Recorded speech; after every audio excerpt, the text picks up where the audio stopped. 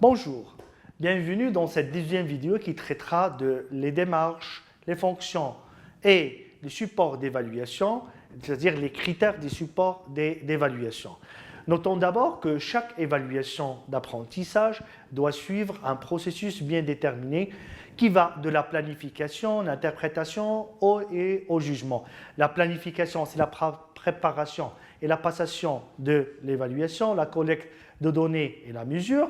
Bien sûr, la correction et l'analyse, c'est l'interprétation, et la décision et la communication. En ligne, on peut regrouper certaines étapes de l'évaluation. On reviendra sur ça par la suite. Bien sûr, lorsqu'on parle de fonctions et des démarches d'évaluation, donc on fait référence à certains concepts qu'on va définir tout à l'heure. Donc, on va par exemple l'évaluation diagnostique en fonction.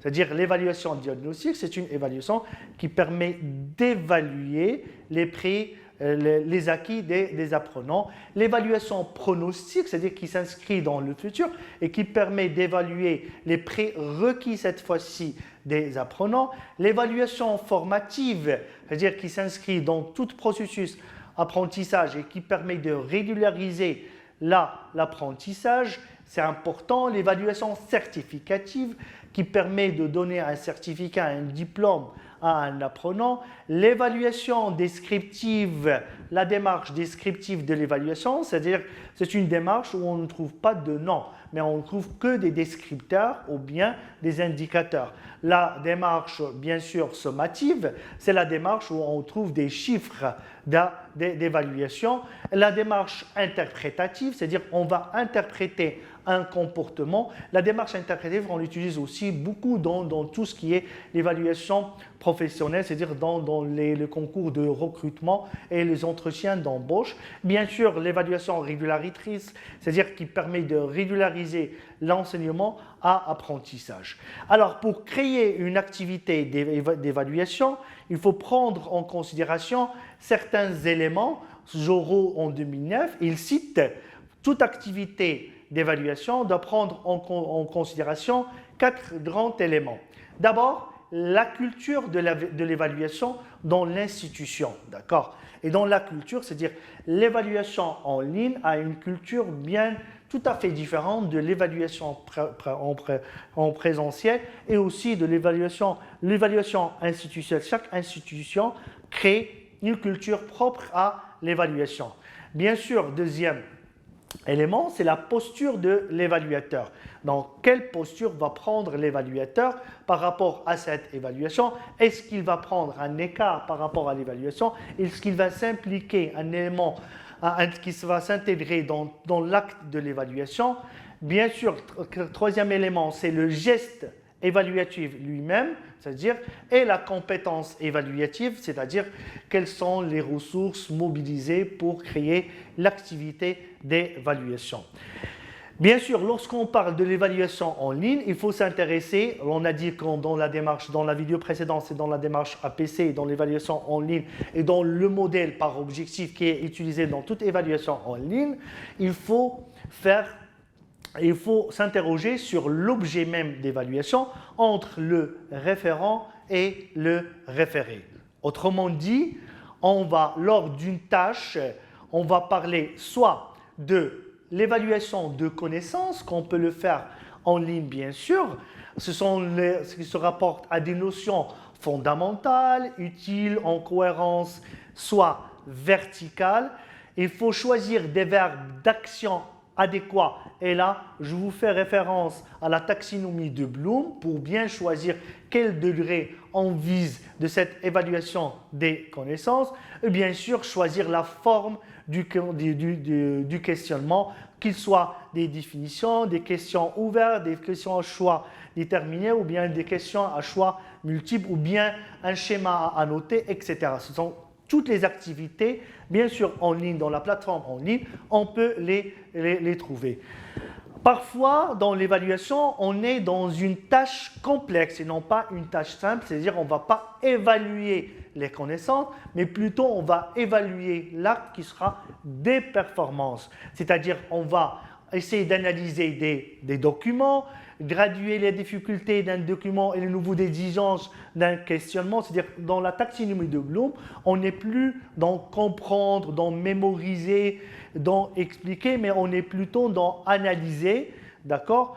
À dissocier des connaissances fournies avec des capacités à et évaluer, et bien sûr réfléchir à ce qui peut être évalué en formatif et construire le sommatif, c'est-à-dire qui sera dans le certificatif, bien sûr en cohérence avec toute une progression d'apprentissage, donc entre une évaluation pronostique et une évaluation sommative de la fin, c'est-à-dire vérification des prérequis, construire des compétences et arriver à des performances à évaluer à la fin. Bien sûr, lorsqu'on parle de l'évaluation, il faut citer 3 critères essentiels qui définissent toute situation d'évaluation. D'abord, la situation d'évaluation doit cibler les compétences attendues. Dans toute évaluation en ligne, par rapport à notre référentiel de compétences, par rapport à nos objectifs d'apprentissage qui sont déclinés dès le début dans le contrat didactique avec les apprenants, il faut que l'évaluation cible toutes ces compétences. C'est-à-dire que l'évaluation, par rapport à sa fonction, qu'il soit une fonction pronostique ou bien qu'il soit une fonction formative ou bien qu'il soit une fonction sommative, donc il faut que l'évaluation cible les compétences attendues. La situation d'évaluation aussi doit permettre à l'évalué d'agir seul. Et ça, c'est très important. C'est-à-dire qu'il doit agir seul, mais c'est-à-dire que sa tâche, même dans un travail collaboratif, sa tâche doit être bien déterminée. Et là, l'acte d'apprentissage, ça sera bien sûr évaluer un comportement, évaluer une traçabilité dans une plateforme.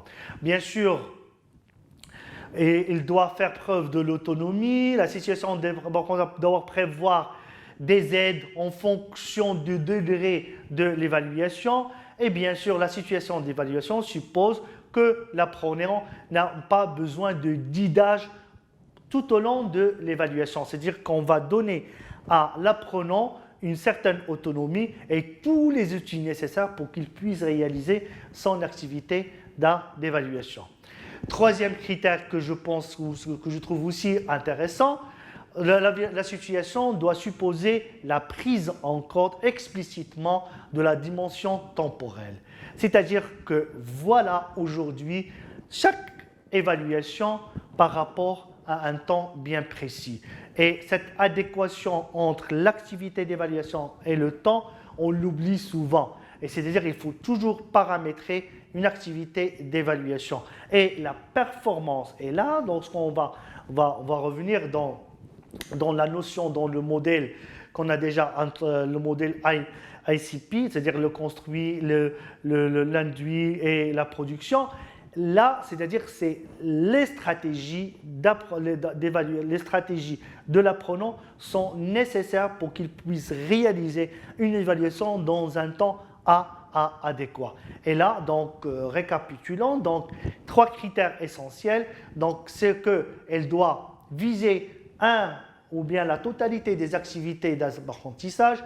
Elle doit permettre à l'apprenant, à l'évaluer, d'agir en autonomie tout en donnant tous les outils nécessaires pour qu'il puisse agir en autonomie, même dans un travail collaboratif, et bien sûr la dimension temporelle.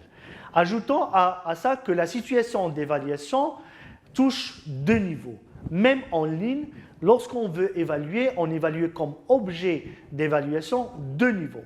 Soit la réitération, soit le transfert. La réitération, c'est-à-dire que l'apprenant sera capable de refaire ce qu'il a fait. On est dans la réitération, c'est-à-dire réaliser une activité qu'il a déjà faite avec une dimension de changement, avec un paramètre de changement. C'est le premier niveau de maîtrise d'une compétence visée, c'est-à-dire je vais donner les mêmes ressources pour qu'il puisse réaliser la même activité avec une seule variante ou bien deux variantes. Ça, c'est très intéressant pour donner ce qu'on appelle dans la psychologie, la psychopédagogie, c'est-à-dire l'assurance à l'apprenant pour qu'il puisse continuer dans l'acte de l'enseignement-apprentissage. Le deuxième volet, c'est le volet du transfert. Donc, le volet du transfert, c'est-à-dire qu'on est ici dans une tâche complexe, c'est-à-dire que l'apprenant ici doit réaliser une activité qu'il n'a jamais connue et que cette activité doit nécessiter des ressources antérieures qu'il a déjà acquises ou bien des ressources extérieures par rapport à la situation d'enseignement apprenti, d'évaluation qu'on visait. C'est-à-dire qu'on va lui donner aussi dans la plateforme d'autres ressources pour l'aider à réaliser cette activité d'évaluation. Donc, ça suppose une maîtrise dans des situations inédites et un E degré, c'est-à-dire on est ici dans la taxinomie de Bloom, dans la synthèse, dans l'évaluation et dans la création. Bien sûr, l'évaluation n'est pas extérieure, bien sûr, à l'apprentissage, elle est en relation étroite avec tout acte d'apprentissage et elle n'intervient pas seulement après l'apprentissage, mais aussi avant, pendant et à la fin d'un acte d'apprentissage.